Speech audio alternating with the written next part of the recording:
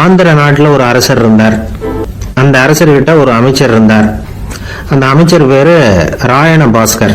அவர் ஒரு பெரிய அறிவாளி. அது மட்டும் இல்ல, மிகச்சிறந்த கொடையாளி.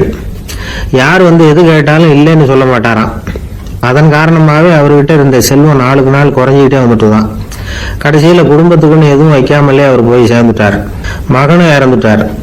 அந்த குடும்பத்துல மிஞ்சி இருந்தது அவருடைய மருமகள், ஒரு பேரன், அவ்வளவுதான். இருந்த ஒரே சொத்து பழுதடைஞ்ச ஒரு வீடு. அந்த அம்மா மற்ற வீடுகளில் வேலை செஞ்சு தன்னுடைய பிள்ளைய படிக்க வச்சுக்கிட்டு வராங்க. அந்த புள்ள ஒரு பெரிய வள்ளலுடைய பேரங்கிறது அந்த பள்ளி வாத்தியார்களுக்கும் தெரியும். அதனால அவங்களும் இவங்கிட்ட கொஞ்சம் அன்பாகவும் அக்கறையாகவும் பழகி பாடம் சொல்லி கொடுத்துக்கிட்டு இருக்கிறாங்க. ஒரு நாள் ஒரு புகழ்பெற்ற கவிஞர் ஒருத்தர் அந்த பள்ளிக்கூடத்துக்கு வந்திருக்கிறார். ஆசிரியர்கள் கிட்ட பேசிக்கிட்டு இருந்தப்ப ஒரு செய்தியை சொன்னாராம். ராயண பாஸ்கருங்கிற வள்ளல் எனக்கு நிறைய உதவிகள் செஞ்சிருக்கார், என்னை பாராட்டி பரிசுகள்லாம் கொடுத்துருக்கிறார். அந்த வள்ளல் வாழ்ந்த கிராமத்தை பார்க்கணுங்கிறதுக்காக தான் இப்போ இங்கே வந்திருக்கிறேன் அப்படின்னாராம். ஆசிரியர் உடனே இந்த பையனை கூப்பிட்டு, இதை பாருங்க, இவன் யாரு தெரியுமா, நீங்க குறிப்பிடுகிற அந்த வள்ளலின் பேரன் அப்படின்னு அறிமுகப்படுத்தினாராம். கவிஞரின் கண்கள்ல ஆனந்த கண்ணீர். அந்த பரவச நிலையிலேயே அந்த வள்ளலை பற்றி கவி பாட ஆரம்பிச்சுட்டாராம். இந்த சின்ன பையன் அதை கேட்டிருக்கிறான். உடனே என்ன பண்ணலாம் தெரியுமோ, தன் கையில் அணிஞ்சிருந்த ஒரு பொன் வளையல கழட்டி அந்த கவிஞருக்கு பரிசா கொடுத்துட்டானாம். எல்லாருக்கும் ஆச்சரியம். தாத்தா இருக்கும் நிலையில கொடுத்தார், பேரன் இல்லாத நிலையிலையும் கொடுக்குறான். பையனை எல்லாரும் பாராட்டினாங்களாம். இருந்தாலும் அவனுக்குள்ள ஒரு பயம் எதுவும் ஆரம்பமாச்சு. பள்ளிக்கூடம் விட்டு வீட்டுக்கு வரும்போது அந்த பயம் இன்னும் அதிகமாயிட்டுது. அம்மா என்ன சொல்லுவாங்களோ தெரியலையே, ஏதோ திடீர்னு தோணிச்சு வளையல கட்டி கொடுக்கணும்னு கொடுத்துட்டோம். குடும்பம் இருக்கிற நிலையில இப்படி நான் செஞ்சது தப்பா, வீட்டு செலவுக்கே அம்மா எவ்வளவு கஷ்டப்படுறாங்க, வீட்டுக்கு போனதும் என்ன நடக்குமோ தெரியலையே அப்படின்னு நினைச்சு பயந்துக்கிட்டே அவன் வீட்டுக்குள்ள அடி எடுத்து வைக்கிறான். அம்மா கூப்பிட்டு சாப்பாடு போட்டாங்க. அவங்க கண்ணில் படக்கூடாதுங்கிறதுக்காக ஒரு கையை பின்னாடி மறைச்சிக்கிட்டே இருந்தான். அம்மா இதை கவனிச்சிட்டாங்க. ஏய், உன் கையை ஏன் அப்படி வச்சிருக்கிற, உன் கைக்கு என்னாச்சு, ஏதாவது அடிபட்டு போச்சா அப்படின்னு கேட்டுக்கிட்டே கையை எடுத்து பார்க்குறாங்க. வளையல காணலை. வளையல் எங்க அப்படின்னு கேட்குறாங்க. இவன் தயங்கிக்கிட்டே நடந்ததை சொல்கிறான். அதை கேட்டதும் அந்த அம்மாவோட முகம் கோபத்தால் சவுந்து போச்சான். முட்டாளே, என்ன காரியம் பண்ண அப்படின்னு கன்னத்தில் அரைஞ்சிட்டாங்களாம். அம்மா, என்னை அடிக்காத, ஏதோ தெரியாமல் தப்பு பண்ணிட்டேன் அப்படின்ட்டு இருக்கான். மகனே, வளையல கொடுத்ததுக்காக நான் உன்னை அடிக்கல, அப்படி பின்ன எதுக்கு அடிச்சேன்னு கேட்டிருக்கான். உன் பாட்டனார் வந்து ஒரு பெரிய வள்ளல், அவர் எதையும் பாதி வேலையை செய்யறதில்ல, அவருடைய பேரை நீ அரைவரை வேலை செஞ்சுட்டு வந்திருக்கிற அப்படின்னாங்களாம். என்னம்மா சொல்றேன் இருக்கான். நீ ஒரே ஒரு வளையல மட்டும்தானே கட்டி கொடுத்துருக்குற, கொடுக்கறதா இருந்தா ரெண்டையும் சேர்த்துல கொடுத்துருக்கணும், அதுதானே உங்க தாத்தாவுக்கு பெருமை அப்படின்னாங்களாம். அம்மா, தெரியாம செஞ்சுட்டேன், உங்ககிட்டையும் அரை வாங்கிட்டேன் அப்படி இப்படின்னு அவன் சொல்லியிருக்கிறான். இப்போ அம்மா கொஞ்சம் இருங்க, அந்த கவிஞர் இன்னைக்கு நம்ம ஊர்ல தான் தங்கியிருப்பார், நாளைக்கு காலையில தான் அவர் வந்து எங்க இருக்காருன்னு விசாரிச்சு இன்னொரு வளையலையும் கொடுத்துட்றேன் அப்படின்ட்டு இருக்கான். மகனே, நல்ல செயல்களை எல்லாம் நாளைக்குன்னு ஒத்தி போடாத, நாளைக்கு என்ன நடக்குங்கிறது யாருக்கு தெரியும், இப்பவே போ, எங்க இருக்காருன்னு பாரு அப்படின்ட்டு இருக்காங்க. மகன் புறப்பட்டான். பள்ளி ஆசிரியர்கிட்ட போய் கேட்டானா அந்த கவிஞர் எங்க இருக்காருன்னு. அவர் சொன்னாராம். உடனே போய் அவர் இருக்கிற இடத்துல கதவை தட்டியிருக்கான். ராத்திரி நேரத்தில் இவனை கண்டதும் அவருக்கு ரொம்ப ஆச்சரியம். இவன் இன்னொரு கை வளையலையும் எடுத்து நீட்டியிருக்கான். அவர் திகைச்சு போய் நிற்கிறார். அவரால் என்ன பண்றதுன்னே தெரியல. ஆனந்த கண்ணீர். இது வந்து பெரியவர்கள் கூற கேட்ட ஒரு வரலாறு. இன்னைக்கு இப்படிப்பட்டவங்களை பார்க்க முடியுமா? வறுமை வந்து வள்ளல் தன்மையை ஒன்று செய்து விடாதுங்கிறதுக்கு இது ஒரு உதாரணம். ஒருத்தன் இன்னொருத்தனை பார்த்து கேட்டானா, எங்க தாத்தா உங்க தாத்தாவுக்கு 100 ரூபா கடன் கொடுத்துருக்கிறார், அதை எப்போ திருப்பி கொடுக்க போறேன்னு. கவலைப்படாத, எங்க பேரன் அதை உங்க பேரன்ட்ட திருப்பி கொடுத்துருவான் அப்படின்னு நானா அவன்.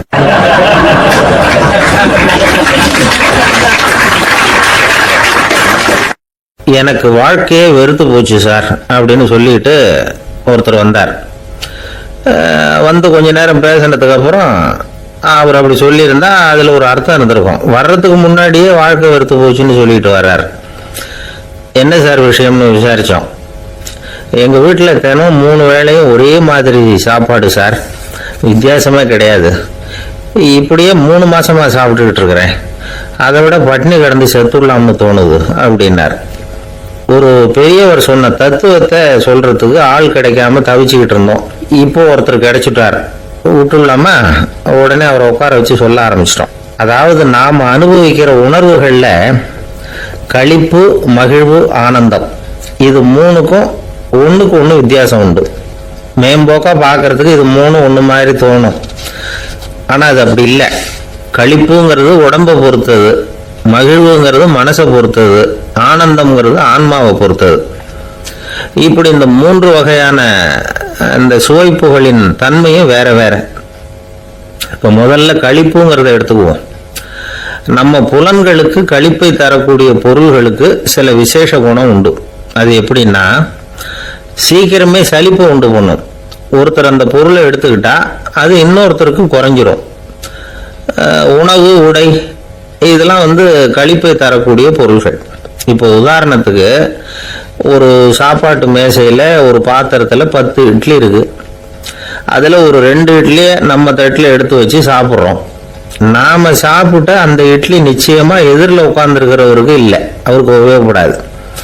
நாம் சாப்பிட்ட அதே இட்லியை அவரும் சாப்பிட முடியாது, அவர் வேற தான் எடுத்து வச்சுக்கணும். அது மாதிரி நாம் ஒரு சட்டையை எடுத்து போட்டுக்கிறோம், அதே சட்டையை அதே நேரத்தில் இன்னொருத்தர் போட்டுக்க முடியாது. புலன்களுக்கு களிப்பை தரக்கூடிய இது மாதிரி பொருள்கள்லாம் முதல் தடவை நமக்கு கொடுக்குற களிப்பை 2வது தடவையும் கொடுக்காது, 3வது தடவை இன்னும் குறையும், கடைசியில் வெறுப்பாக மாறிடும். ஒவ்வொன்றா இட்லியை தொடர்ந்து சாப்பிட்றோம்னு வச்சுக்கோங்க, முதல் இட்லி தரக்கூடிய சுவையை 30வது இட்லி தராது. முதல் தடவை புது சட்டையை போட்டுக்கிறப்போ நமக்கு இருக்கிற களிப்பு அதே சட்டையை 100வது தடவையாக போட்டுக்கிறோம்னு வைங்க, அப்போ இருக்குமா? இருக்காது. இதுதான் களிப்பு. அதாவது சீக்கிரமே சலிப்பை தரக்கூடியது. ஒருத்தர் எடுத்துக்கிட்டா இன்னொருத்தருக்கு குறைஞ்சி போகக்கூடியது. ஆனால் மகிழ்ச்சிங்கிறது அப்படி இல்லை. ஒருத்தர் அனுபவிக்கிறதுனால இன்னொருத்தருக்கு குறைஞ்சி போகாது. இப்போ காலையில் சூரியன் உதயம் ஆகிறத பார்த்து சந்தோஷப்படுறோம், அதையே இன்னொருத்தரும் பார்த்து சந்தோஷப்படலாம். ஒரு நல்ல சங்கீதத்தை கேட்குறோம், ஒரு அழகான ஓவியத்தை ரசிக்கிறோம், நீங்கள் ரசிக்கிற அதே நேரத்தில் இன்னொருத்தரும் அதை ரசிக்கலாம். அதனால் அது குறைஞ்சி போகிறதில்ல. இது மகிழ்வு. ஆனால் ஒன்று, ஒரே பாடலை திரும்ப திரும்ப கேட்டுக்கிட்டு இருந்தால் கடைசியில் அலுப்பு தட்டும். அதாவது மகிழ்வுங்கிறது எப்படின்னா, மற்றவங்களோட பகிர்ந்து கொள்றதுனால குறையாது. ஆனால் ஒரே பொருள் மீண்டும் மீண்டும் அனுபவிப்பை தர்றப்போ முதல்ல மகிழ்வு அதிகரித்து அதுக்கப்புறம் அது மங்கி மறைஞ்சு போடும். இதுதான் அந்த மகிழ்வுங்கிறதுக்கு இலக்கணம். சரி, இப்போ 3வதா சுகம் தரக்கூடிய ஆனந்தம்ங்கிறது எப்படின்னா, இது நமக்கு உள்ளே இருந்து சுரக்கிறது. மனசு சலனங்கள்லேருந்து விடுபடுறப்போ இந்த ஆனந்தம் நமக்கு கிடைக்கும். இது நிலையான சுகம், ஆத்ம சுகம். களிப்பிலிருந்து மகிழ்வுக்கும் மகிழ்விலிருந்து ஆனந்தத்துக்கும் செல்றது தான் மனிதன் நடத்த வேண்டிய முக்கியமான பயணம். இவ்வளவு விஷயத்தையும் கேட்டுட்டு இந்த காலத்து பையன் ஒருத்தன் வந்தான். சார், இப்போ நீங்கள் ஒரு சாப்பாட்டு மேசையில் ஒரு 10 இட்லி வைக்கிறீங்க, என்ன உட்கார வைங்க, எதிரில் இன்னொருத்தனை உட்கார வைங்க, நான் களிப்பு மகிழ்வுலாம் தாண்டி நேரடியாக ஆனந்தத்துக்கு பயணம் பண்ணி காட்டுறேன் அப்படின்னா. ஒன்றும் புரியல அவன் சொன்னது. அது எப்படி, என்ன பண்ணுவ நீ அப்படின்னு சொல்லி கேட்டோம் ஆச்சரியமா. 2 இட்லி சாப்பிட்டா தானே சார் களிப்பு, நான் 10 இட்லியும் மொத்தமாக சாப்பிட்ருவேன், அடுத்தவனுக்கு எதுவும் கிடைக்காது, அவனுக்கு கிடைக்காதபடி நாமே சாப்பிட்டுறோம்ல, அதுதானே நமக்கு ஆனந்தம் அப்படின்னு அதுக்கு ஒரு விளக்கம் சொல்றான்.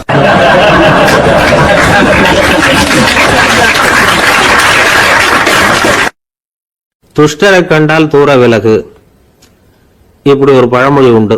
எதுக்காக இப்படி சொல்லி வச்சாங்க?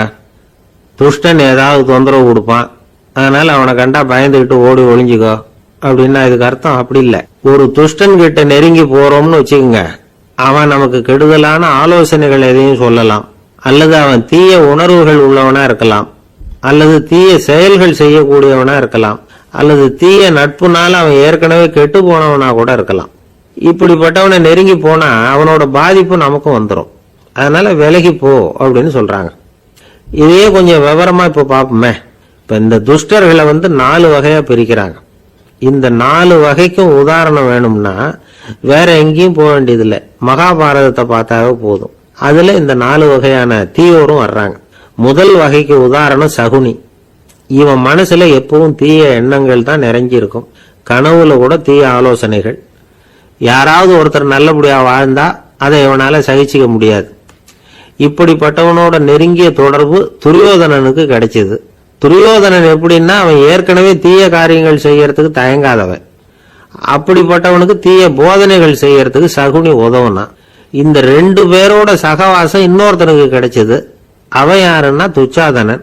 அவன் தீய நடத்தை உள்ளவன். இந்த 3 பேரும் ஒண்ணு சேர்ந்தா என்னத்துக்கு ஆகும்? உலகமே கெட்டு போடும்ல. இந்த 3 துஷ்டர்களோட நல்லவன் ஒருத்தன் வந்து சேர்ந்தான். அவன் தான் கர்ணன். கர்ணன் இயல்பாவே உத்தம குணம் உள்ளவன். அவன் நல்லவங்களோட சேராம இப்படிப்பட்ட கெட்டவங்க கிட்ட நட்பு வச்சுக்கிட்டான்.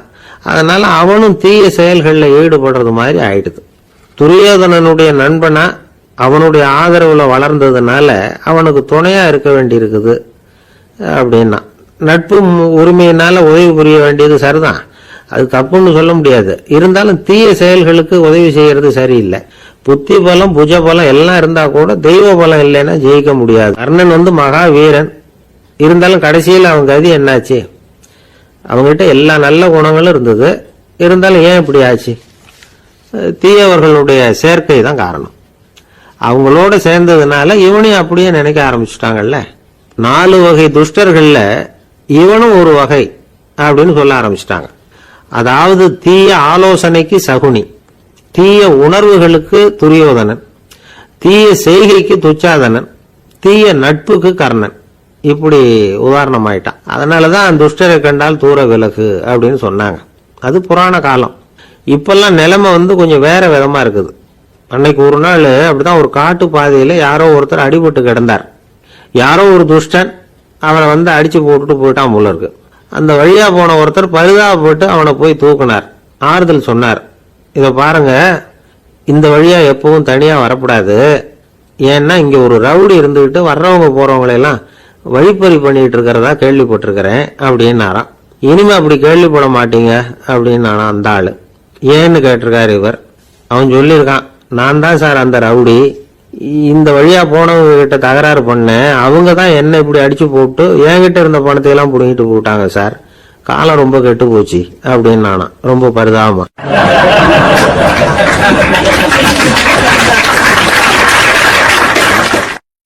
இன்றைக்கு பல பேர் உயில் எழுதி வைக்கிறாங்கல்ல. இந்த உயில்னா என்ன? அதாவது ஒரு நபர் தனக்கு பின்னாடி தன்னுடைய சொத்துக்கள் யாருக்கு போய் சேரணும்னு நினைக்கிறாரோ அந்த நினைப்பை சட்டப்படி உறுதிப்படுத்துறது தான் உயில். சரி, உயிலை யாரு எழுதலாம்? 18 வயசு பூர்த்தியான யாரும் உயில் மூலமா சொத்துக்களை விநியோகிக்கலாம். கண் பார்வை இல்லாதவங்க, காது கேளாதவங்க, வாய் பேச முடியாதவங்க, இவங்கெல்லாம் கூட உயில் எழுதி வைக்கலாம். புத்தி சுவாதீனம் இல்லாதவங்க கூட சில சமயம் புத்தி தெளிவா இருந்தா உயில் எழுதலாமா. குடிபோதையில் இருக்கிறவங்க, தாங்கள் என்ன செய்யறோங்கிறது தெளிவா அறிய முடியாதவங்க, நோய் நொடியில் இருக்கிறவங்க, இவங்கெல்லாம் உயில் எழுத முடியாது. ஒருத்தரை நிர்பந்தப்படுத்தி ஏமாத்தி அல்லது சுய நினைவில்லாத ஒருத்தர்கிட்ட எழுதி வாங்கி வைக்கிற உயில் செல்லாது. உயிலை இந்த முறையில தான், இந்த படிவத்துல தான் எழுதணும்னு சட்டத்துல விதி எதுவும் கிடையாது. இதுக்கு முத்திர கட்டணமும் கிடையாது. உயிலை வெற்று காகிதத்துல எழுதலாம். அச்சு அடிக்கணும், டைப் அடிக்கணுங்கிற அவசியம் கூட இல்லை. கையாலேயே கூட எழுதலாம். எழுதி இருக்கிறது புரியணும், அவ்வளவுதான். குறைந்தபட்சம் 2 சாட்சிகளை வச்சுக்கிட்டு உயில் எழுதுறவர் அதுல கையெழுத்து போடணும். கையெழுத்து போட தெரியாதுன்னா இடது கை பெருவிரல் ரேகை வைக்கலாம். உயில் சாசனத்துக்கு சாட்சிகள் கையெழுத்து இல்லைன்னாலும் அது செல்லாது. அப்புறம் பிரிவிலேஜ்டு வில் அப்படின்னு இருக்கு. அதுக்கு மட்டும் சாட்சிகள் தேவையில்லை. அது என்னன்னா, இந்த விமானப்படை, கப்பல் படை அல்லது யுத்தத்துல பணிபுரியும் நபர்கள் அவங்கெல்லாம் இருக்கிறாங்க இல்லையா, அப்படிப்பட்டவங்க எழுதுற உயில் அது. அதுக்கு சில விசேஷ சலுகைகள் உண்டு. ஒருத்தர் முதல்ல ஒரு உயில் எழுதி வைக்கிறார், அதுக்கப்புறம் மனசு மாறி போகுது, அது வேணாம்னு நினைக்கிறார், ரத்து செஞ்சுடலாம். அதுக்கப்புறம் வேற உயிலும் எழுதலாம். உயிரோடு இருக்கிற வரைக்கும் எத்தனை தடவை வேணும்னாலும் உயில் எழுதலாம். கடைசியா எழுதப்பட்ட உயில் சட்டப்படி சரியா இருந்தா அதுதான் அமலுக்கு வரும். சரி, எழுதுற உயில ரகசியமா வச்சிருக்கிறது எப்படி? இது ஒரு கேள்வி. இதுக்கு என்ன செய்யணும்னா, ஒருத்தர் உயிலை எழுதினதுக்கு அப்புறம் அவர் தானாவோ அல்லது அங்கீகரிக்கப்பட்ட முகவர் மூலமாகவோ, அதாவது ஒரு ஏஜென்ட் மூலமாகவோ ஒரு கவர்ல போட்டு சீல் வச்சு கவர் மேல தன்னுடைய பெயரை எழுதி அல்லது அந்த ஏஜென்ட் பெயரை எழுதி கவர் மேல என்ன அடக்கம் செய்யப்பட்டிருக்கு, உள்ள என்ன இருக்கு அப்படிங்கிற விவரம்லாம் எழுதி சார் பதிவாளர்கிட்ட ஒப்படைக்கலாம். இதுக்கு கட்டணம் உண்டு. அதுக்கப்புறம் எப்ப தேவைப்படுதோ அப்போ ஒரு மனு கொடுத்து அந்த கவரை திருப்ப வாங்கிக்கலாம். இப்ப எழுதுற உயில இவ்வளவு நாளுக்குள்ள பதிவு செய்யணுங்கிற கால வரையறை உண்டா அப்படின்னு ஒரு கேள்வி வரலாம் இல்லையா? எப்போ வேணும்னாலும் பதிவு செய்யலாம். நம்மால் ஒருத்தர் ஒரு நாள் ரொம்ப அவசரமா வந்தார். இந்த உயில் எழுதுறது சம்பந்தமா பூரா விவரமா எனக்கு உடனே தெரியணும்னார். நான் உடனே அவரை வக்கீல் ஒருத்தர்கிட்ட அழைச்சிட்டு போனேன். இவர் அவர்கிட்ட எல்லா விவரமும் கேட்டு தெரிஞ்சுக்கிட்டார். ரொம்ப தேங்க்ஸ்ன்னு சொல்லிவிட்டு 2 பேரும் வெளியில வந்தோம். அதுக்கப்புறம் இவர்கிட்ட கேட்டேன், ஆமா இவ்வளவு விவரமா கேட்குறீங்களே, உங்களுக்கு எத்தனை பிள்ளைங்க சார் அப்படின்னு கேட்டேன். 6 பேர் சார் அப்படின்னார். சரி, இருக்கிற சொத்து எவ்வளவுன்னு கேட்டேன். அதை இனிமே தான் சம்பாதிக்க போறேன் அப்படின்னார்.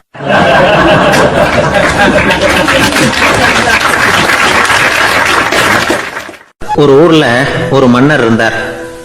அழகான அரண்மனையில் அவர் இருந்தார். அந்த அரண்மனையை விட அழகா ஒரு மாளிகையை அந்த ஊர்லயே வேற ஒருத்தன் கட்டியிருந்தான்.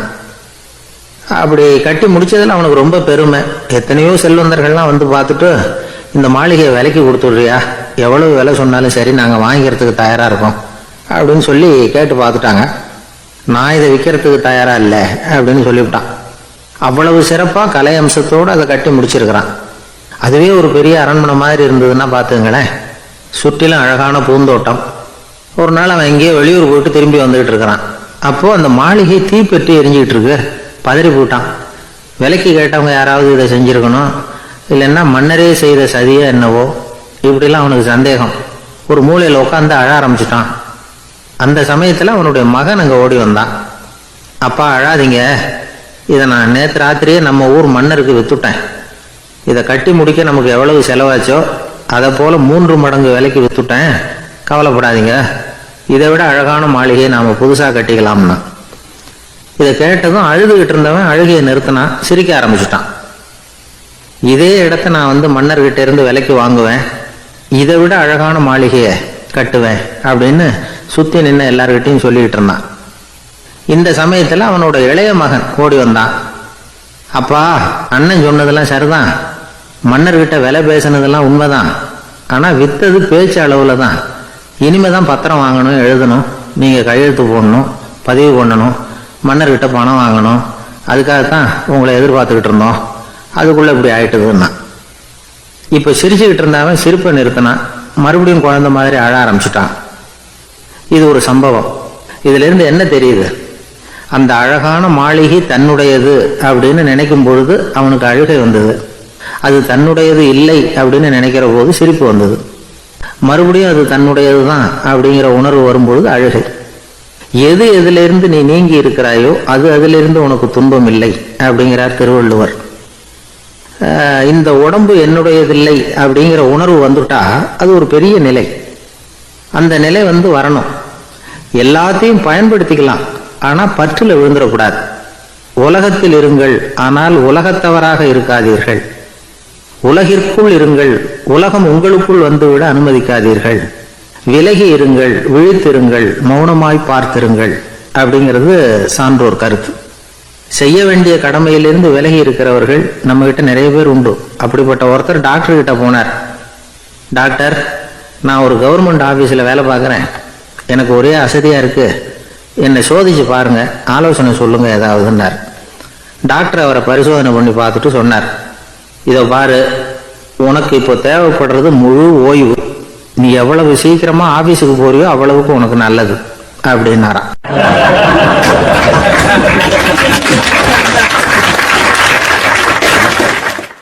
ஒரு ஊர்ல ஒரு ஆள் இருந்தான். கற்பனையிலேயே காலத்தை கடத்திக்கிட்டு இருந்தான். ஒரு நாள் ஒரு மரத்தடியில உட்காந்துருந்தான். அவனுக்கு பசிக்கிற மாதிரி தெரிஞ்சது. உடனே கற்பனையிலேயே சாப்பிட ஆரம்பிச்சுட்டான். அதாவது எதிரில் இலை போட்டு சாப்பாடு போடப்பட்டிருக்கிறதாகவும் அதை இவன் சாப்பிட்றதாகவும் நினச்சிக்கிட்டு கையை மட்டும் வாய்க்கும் தரைக்குமா அப்படியும் கூடியும் கொண்டுகிட்டு போய் பாவனை பண்ணிக்கிட்டே இருக்கிறான். தூரத்துல இருந்து பார்க்குறவங்களுக்கு இவன் ஏதோ பலமான விருந்து சாப்பிட்டுக்கிட்டு இருக்கிறான் அப்படின்னு தான் தோணும். அது மாதிரியே பண்ணிக்கிட்டு இருந்தான். அந்த வழியா ஒரு சன்னியாசி வந்துகிட்டு இருந்தார். இவனை பார்த்தார். என்ன இவன் இப்படி பண்ணிட்டு இருக்கிறானே அப்படின்னு நினைச்சாரு. கொஞ்ச நேரம் அவனையே உத்து பார்த்துக்கிட்டு இருந்தார். இவரை பார்த்ததும் அவன் இன்னமும் சுவாரஸ்யமா சாப்பிட ஆரம்பிச்சுட்டான். அப்பப்பா, என்ன இது, இந்த குழம்பு இவ்வளவு காரமா இருக்கு, என்னுடைய நாக்கே எரிஞ்சு போடும் போல இருக்கு அப்படின்னு சொல்லிட்டு பக்கத்துல ஒரு குவளையை எடுத்து தண்ணி குடிக்கிறது மாதிரி பாவனை பண்றான். அப்பாடா இப்போ கொஞ்சம் பரவாயில்ல அப்படின்னு சொல்லிட்டு குவளையை கீழே வைக்கிறது மாதிரி ஒரு பாவனை பண்ணுறான். சன்னியாசி பார்த்தார். என்னப்பா சாப்பாட்டில் காரம் அதிகமோ அப்படின்னார். ஆமாம் சுவாமி, ஞாபகம் மறதியில் கொஞ்சம் மிளகாய் அதிகமாக சேர்த்துக்கிட்டேன் அப்படின்னா. சரி சாப்பிடு அப்படின்னு சொல்லிட்டார். அவன் சாப்பிட்டு முடிக்கிற வரைக்கும் பொறுமையாக உட்காந்துருந்தார். அவன் அப்பாடா அப்படின்னு சொல்லிட்டு மறுபடியும் தண்ணி எடுத்து குடித்தான். எல்லாம் கற்பனையிலேயே. அதுக்கப்புறம் சன்னியாசி பேச ஆரம்பித்தார். இதை பாருப்பா, உன்னுடைய கற்பனையை நான் மெச்சுறேன். இருந்தாலும் உன் சாப்பாட்டில் ஒரு இனிப்பையும் வச்சிருக்கலாமே, ஏன் மிளகாயை அளவுக்கு அதிகமாக போட்டுவிட்டு அவஸ்தைப்படுறேன் அப்படின்னார். அவன் யோசிக்க ஆரம்பித்தான். அதுக்கப்புறம் இவர் சொன்னார், இதை பாருப்பா, இனிமேல உன்னுடைய கற்பனையும் உயர்ந்ததாக இருக்கட்டும் அப்படின்னு உபதேசம் பண்ணிவிட்டு போனார். எப்பவும் உயர்வை பற்றியே சிந்திக்கணும். உயர்வு கிடைக்கலன்னா கூட அப்படி சிந்திக்கிறத நிறுத்தப்படாது அப்படிங்கிறார் திருவள்ளுவர். உள்ளுவது எல்லாம் உயர் உள்ளல், மற்ற அது தள்ளினும் தள்ளாமை நேர்த்து. ஊக்கம் இல்லாமல் உலகத்தில் வாழ்ந்து பிரயோஜனம் இல்லை. அதனால உயர்வாகவே சிந்திக்கணும். அது நம்மளை ஊக்கப்படுத்தும். இது பெரிய ஒரு வாக்கு. இந்த உலகத்துல கற்பனையிலேயே வாழ்கிற சில கஞ்சர்களும் உண்டு. அதாவது 2 கஞ்சர்கள், 2 பேரும் பக்கத்து ஊர்ல இருந்தாங்க. பொங்கல் சமயம் ஒரு கஞ்சன் தன்னுடைய மகனை கூப்பிட்டான். இதை பாருப்பா, பக்கத்து ஊர்ல என்னுடைய நண்பன் ஒருத்தன் இருக்கிறான், அவனுக்கு பொங்கல் பரிசு ஏதாவது கொடுக்கணும். நான் ஒரு 4 ஆட்டுக்குட்டியை தரேன், நீ கொண்டுகிட்டு போய் கொடுத்துட்டு வந்து விடுறியா அப்படின்னு கேட்டான். சரி, நான் புள்ள ஒரு பைய கையில் எடுத்துக்கோன்னா. அவன் எடுத்துக்கிட்டான். இந்த ஆட்டுக்குட்டி பிடிச்சிக்கோ அப்படின்னு சொல்லி ஒவ்வொன்றா போடுறேன் பார் அப்படின்னு சொல்லிட்டு 1 2 3 4 அப்படின்னு எண்ணிக்கிட்டே வெறும் சைகையாலேயே ஆட்டுக்குட்டியை பிடிச்சி போடுறது மாதிரி பாவனை பண்ணிக்கிட்டு இருக்கிறான். அவன் பிள்ளையும் அதை ரொம்ப அக்கறையாக வாங்கிக்கிறது மாதிரி வாங்கிக்கிட்டு அந்த பையை தூக்கிக்கிட்டு அடுத்த ஊருக்கு போகிறான். இவன் அங்கே போய் சேர்ந்த நேரத்தில் அந்த கஞ்சம் ஊரில் இல்லை, எங்கேயோ வெளியில் போயிருக்கிறான். அவனோட புள்ள மட்டும்தான் வீட்டில் இருந்தான். இவன் அவன்கிட்ட, இதை பாரு, எங்கள் அப்பா உங்கள் அப்பாவுக்கு ஆட்டுக்குட்டி கொடுத்து அனுப்பியிருக்கிறாரு, பிடிச்சிக்கோ அப்படின்னு சொல்லி பாவனையிலேயே ஒவ்வொன்றா எடுத்து அவங்ககிட்ட கொடுத்துட்டான். அவனும் வாங்கிட்டான் வாங்கிறது மாதிரி. அப்புறம் சொன்னான், சரிப்பா, நானும் பதிலுக்கு ஏதாவது ஒன்றுகிட்ட கொடுக்கணும் இல்லையா, அதனால் அந்த பைய பிடி, ஒரு 10 எலுமிச்சம்பழம் தரேன், பதிலுக்கு அதை நீ எடுத்துகிட்டு போ அப்படின்னு சொல்லி கையாலேயே ஒவ்வொன்றா எடுத்து போடுறது மாதிரி பாவனை பண்ணிவிட்டான். அவனும் ரொம்ப நன்றி அப்படின்னு சொல்லிவிட்டு அதை வாங்கிட்டு போயிட்டான். கொஞ்ச நேரம் கழிச்சு வெளியில் போயிருந்த அப்பங்காரன் திரும்பி வந்தான். உள்ள சொன்னான், அப்பா, உன்னோட நண்பர் அவருடைய மகன் மூலமாக உனக்கு 6 ஆட்டுக்குட்டி கொடுத்து அனுப்பியிருந்தார், நானும் பதிலுக்கு ஒரு 10 எலுமிச்சம்பழம் கொடுத்து அனுப்பியிருக்கிறேன் அப்படின்னா. எப்படிடா கொடுத்தேன்னு கேட்டார் அப்பா. இப்படி தான் கொடுத்தேன்னு சொல்லி சைகையிலேயே காட்டினான். இதை பார்த்துதான் அப்பங்காரனுக்கு பயங்கரமாக கோபம் வந்துட்டுது. பலார்னு அரைஞ்சுட்டான் பையனு. ஏன்பா அரைஞ்ச? 10 எலுமிச்சம்பழம் கொடுத்துட்டேனே அப்படிங்கிறதுக்காகவா அப்படின்னு கேட்டான். அது கூட பரவாயில்ல, நீ காட்டுற சைகையை பார்த்தா ஆரஞ்சு பழம் சைஸுக்கு இருக்குதே, அவ்வளவு பெருசா ஏன் கொடுத்த? அதுதான் எனக்கு கோபம் அப்படி.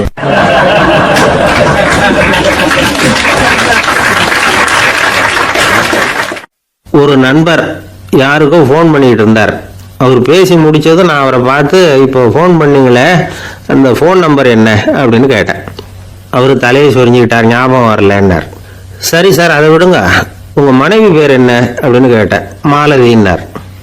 என்ன சார் இது வேடிக்கை, கொஞ்ச நேரத்துக்கு முன்னாடி பேசின ஃபோன் நம்பர் மறந்து போச்சு, எப்போவோ கல்யாணம் பண்ணிக்கிட்ட மனைவி பேர் மறக்கலை, அதை கரெக்டாக சொல்லிவிட்டீங்களே அப்படின்னு கேட்டேன்.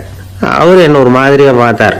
அவர் அப்படி என்னை பார்த்ததில் ஒன்றும் தப்பு இல்லை, ஏன்னா நாம் எல்லாருமே அப்படித்தானே, ஒரு குறிப்பிட்ட காரியத்துக்காக தொலைபேசியில் ஒருத்தட்ட பேசுகிறோம், அதுக்கப்புறம் அந்த எண் நமக்கு அனாவசியம், அதனால் மறந்துடுறோம்.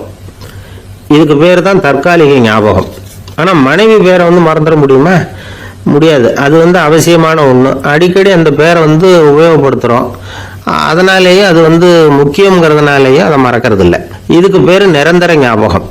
சரி, இந்த தற்காலிக ஞாபகம், நிரந்தர ஞாபகம், இது 2 ஞாபக அளவுகளையும் கட்டுப்படுத்துறது எது அப்படின்னா மூளைக்குள்ள நடக்கிற மின்சார நடவடிக்கைகள் தான்.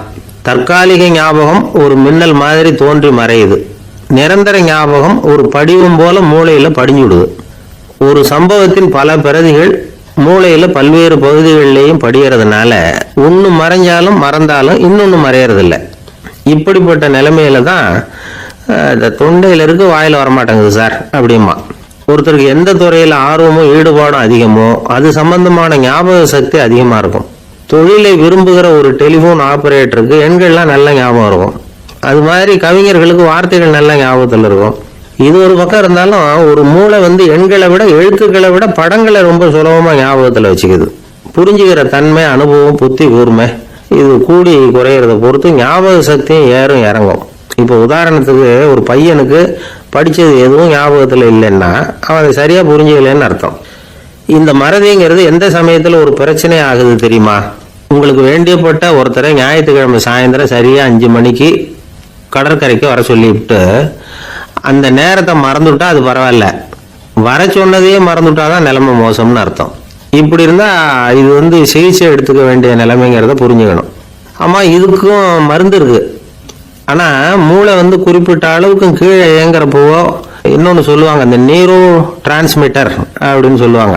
அப்படிங்கிற மூளை ரசாயனம் ரொம்பவும் குறைஞ்சி போகிறப்போ மட்டும்தான் உபயோகப்படும். டாக்டர் என்ன சொல்கிறாங்க தெரியுமா?